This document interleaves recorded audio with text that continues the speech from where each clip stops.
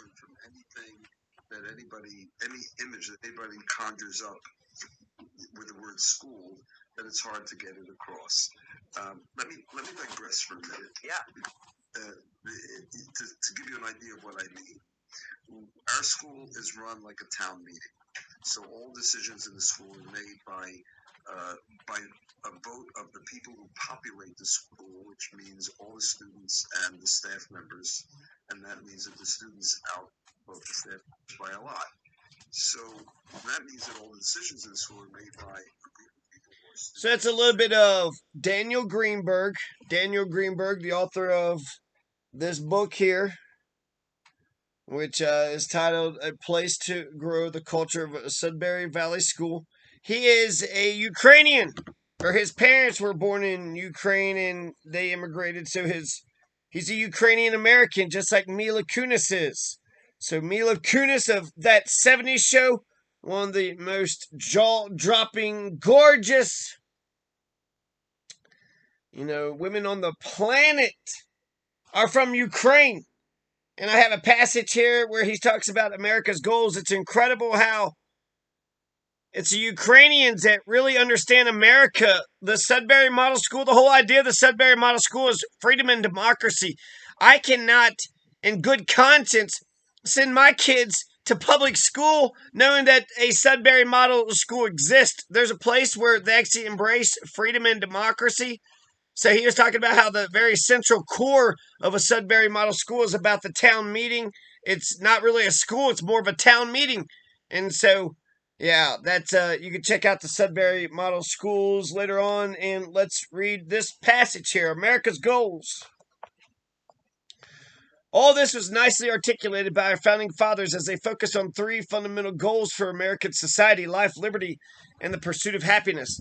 Nobody had ever said this before. The question is, what do each of these mean? Well, we'll look at them one by one. Life. This means that a primary aim of this society is to sustain the individual life of each and every citizen of this country. That has come to mean that we wish to enable people to live healthily, to live successfully, and to live comfortably. And by comfortably, we mean not to suffer and not to die at an early age and not to sacrifice our lives for some abstract goal that has nothing to do with our personal dreams. Liberty. Liberty, that concept was never used before so openly in an official document. In fact, in 1788, the states were not even ready to ratify the Constitution unless the first Congress promised immediately to enshrine the concept of liberty in a set of amendments that came to be called the Bill of Rights. They wanted no guesswork about what liberty means. It was too important.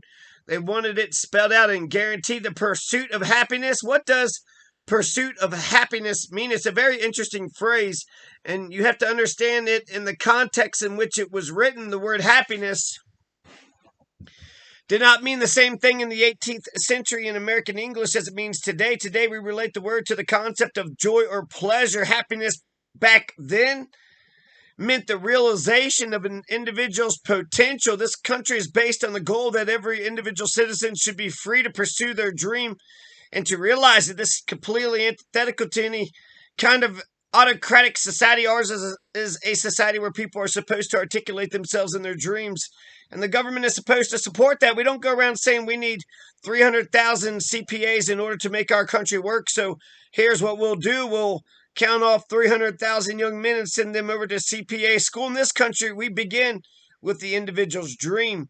In America, the ideal is a culture where each life is a precious entity, where each life has an intrinsic value that has nothing to do with serving any external interest. The founding fathers meant to articulate something that the vast majority of American citizens felt in the 18th century, that government is basically a plague. We need it because there are things we can't do alone, but we always remember that it's something that we only want when we really need it. Of course, for over 200 years, the argument has been about how much we really need, but there's never been any question about the starting point. We don't start by making a scheme and fitting people into the scheme. We start with individual people and say, what do we have to do to support these people in realizing the three goals of our culture? And he actually mentioned something about it was no accident that when Stalin took power in the Soviet Union in the 1920s, he tried to obliterate Russian peasant farmers, the kulaks. This is the Holodomor, the fucking famine. Holodomor. The goddamn Joe Stalin killed 4 million Ukrainians. Joe Stalin killed 4 million Ukrainians. So when Jackson Hinkle wants to say, when did this shit begin? Oh, yeah, what, you think it began in 2014? No, go back to 1932, motherfucker. I mean, you can go back to whatever, 882. Let's go to 1932.